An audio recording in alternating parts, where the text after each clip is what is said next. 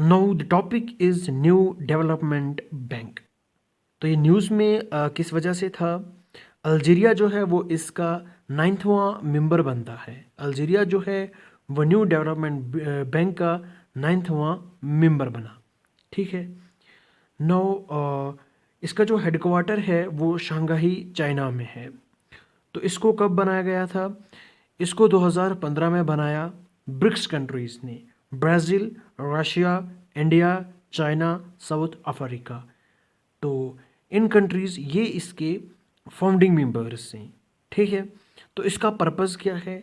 ये एक multilateral bank है for mobilizing resources for infrastructure and sustainable development projects in emerging market and developing countries। ठीक है। इसका मकसद है रिसोर्सेज को मोबिलाइज करना इंफ्रास्ट्रक्चर और सस्टेनेबल डेवलपमेंट प्रोजेक्ट्स के लिए। मेंबर्स की बात करते हैं तो इसके मेंबर्स जो हैं, एक तो ब्राज़ील है, रशिया है, इंडिया है, चाइना है, साउथ अफ्रीका है, बांग्लादेश है, यूएई है, इजिप्ट है और अल्जीरिया जो है ये लास्ट का मेंबर है। ठीक है। मेंबरशिप जो है वो यूनाइटेड नेशंस के लिए ओपन है। जो भी यूनाइटेड नेशन का मेंबर है वो मेंबरशिप ले सकता है किसकी? न्यू डेवलपमेंट बैंक की। ठीक है। इसमें both borrowing and non borrowing members included हैं। ठीक है। तो अगर बात करें उरुग्वे जो है ये एक प्रस्पेक्टिव मेंबर है। तो अभी ये ऑफिशियल मेंबर नहीं बना, तो आने वाले समय में ये भी ऑफिशियल मेंबर बन सकता है। ठीक है। वोटिंग पावर की बात करें तो combined voting power of founding members to be at least 55%। ठीक है। Now other permanent regional financial institutions कौन कौन से हैं? हम रीजनल इंस्टीट्यूशंस की बात कर रहे हैं। ठीक है।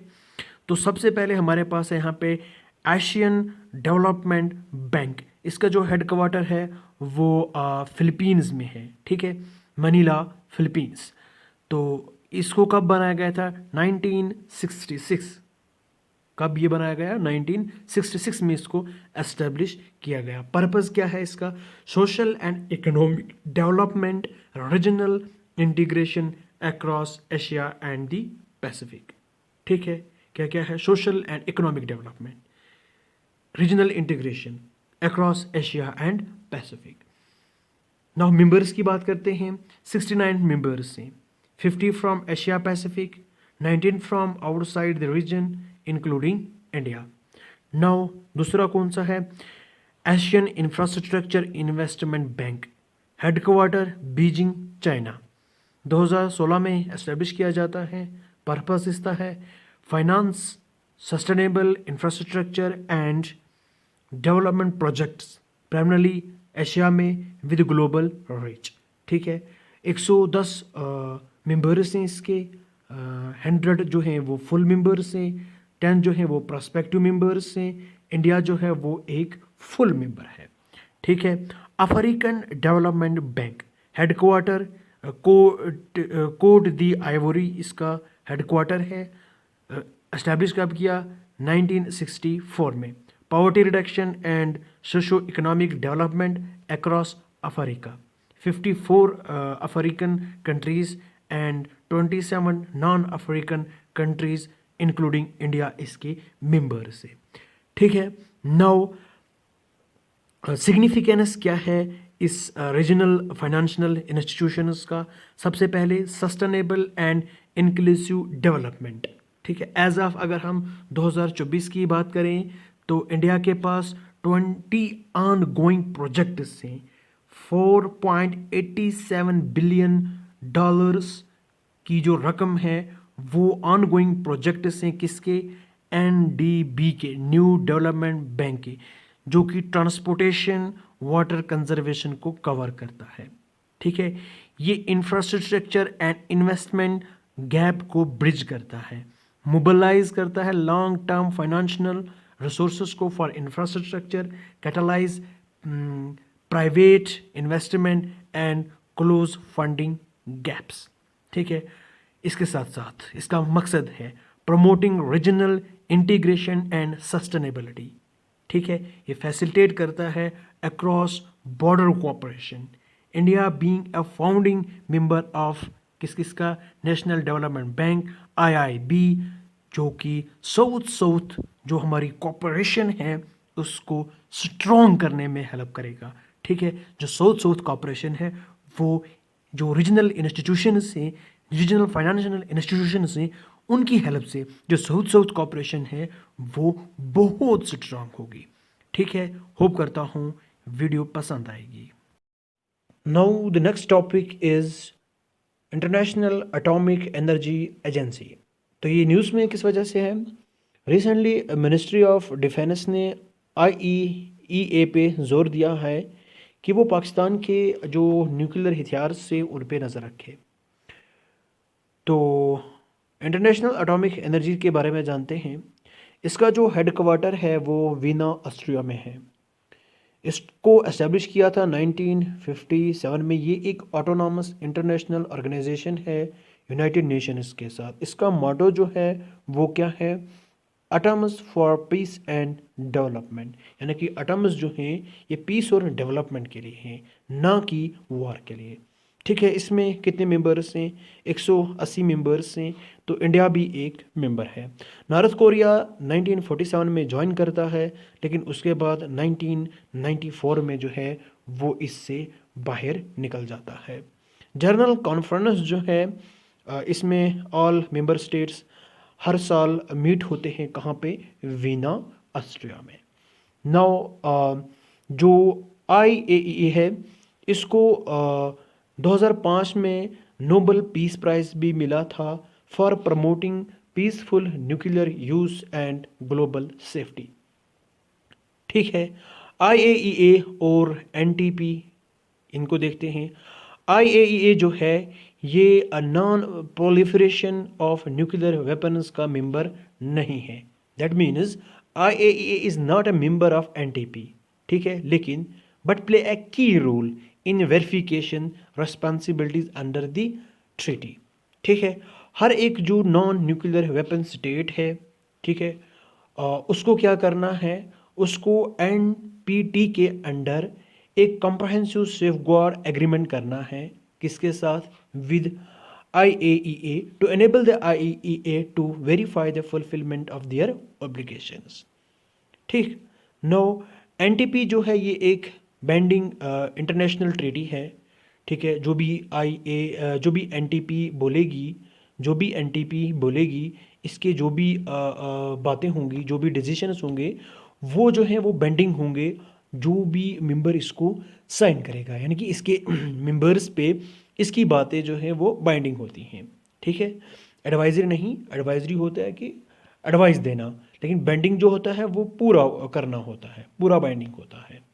एज यू नो, आप समझोगे इस बात को। ठीक है, तो इसका मकसद क्या है? इसका मकसद है जो न्यूक्लियर वेपन्स हैं उनको प्रिवेंट करना, उनके फैलाव को प्रिवेंट करना, एंड जो वेपन टेक्नोलॉजी है उसको रोकना। ये फोर्स में कब आई थी? 1970 में। कब? 1970 में ये फोर्स में आई थी। तो अब तक इसमें 191 कंट्रीज़ ने ज्वाइन किया है। 191 कंट्रीज़ ने इसमें ज्वाइन किया है, including all the 5 recognised nuclear weapon states. ठीक है, कौन कौन? China, France, Russia, UK and the US. ठीक है, तो इन्होंने क्या किया है? इन्होंने एनटीपी को ज्वाइन किया है, लेकिन इंडिया, इसराइल और पाकिस्तान, इन 3 कंट्रीज़ ने एनटीपी के साथ ज्वाइन नहीं किया। जबकि जो नॉर्थ कोरिया है, नॉर्थ कोरिया ने 2003 में खुद को इससे बाहर निकाल लिया। ठीक है, रूल क्या है आईएईए के? Global focal point. ये सर्व करता है as a global focal point for nuclear corporation.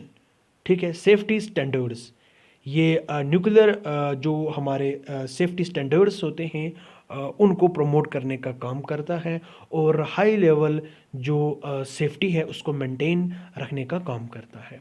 कौन? International atomic energy agency. ठीक है। पीसफुल एप्लीकेशन किसका? न्यूक्लियर साइंस का, ठीक है, उसको ये बढ़ावा देता है, ठीक है, हेल्प करता है मेंबर स्टेट्स को ताकि वो इसका पीसफुल पर्पस के लिए इस्तेमाल कर पाएँ। वेरिफिकेशन एंड कंप्लायंस, ठीक है, और ये वेरीफाई करता है जो कमिटमेंट्स होती हैं किनकी मेंबर स्टेट्स की, क्या वो पीसफुल पर्पस के लिए न्यूक्लियर फैसिलिटीज़ का यूज़ कर रहे हैं या नहीं, ठीक है। नाउ बाकी ट्रिटीज़ कौन कौन सी हैं हमारे पास? यहाँ पे पार्शल टेस्ट बैन ट्रिटी है 1963 की, जो कि जो ट्रिटी क्या काम करती है? न्यूक्लियर वेपन्स के टेस्ट को atmosphere, outer space, under water, इन चीज़ों में ये न्यूक्लियर जो वेपन्स हैं उनके टेस्ट को बैन करती है। तो इंडिया ने इसको साइन किया है। Now comprehensive nuclear test ban treaty ये 1996 में आती है, ठीक है, और ये जो ट्रीटी है ये ऑल न्यूक्लियर एक्सप्लोजन्स को बैन करती है, चाहे वो मिलिट्री पर्पज़ के लिए हो चाहे वो पीसफुल पर्पज़ के लिए हो, लेकिन इंडिया ने इसको साइन नहीं किया है। प्रोहिबिशन ऑफ न्यूक्लियर वेपन्स, ठीक है, तो इंडिया ने इसको भी साइन नहीं किया है।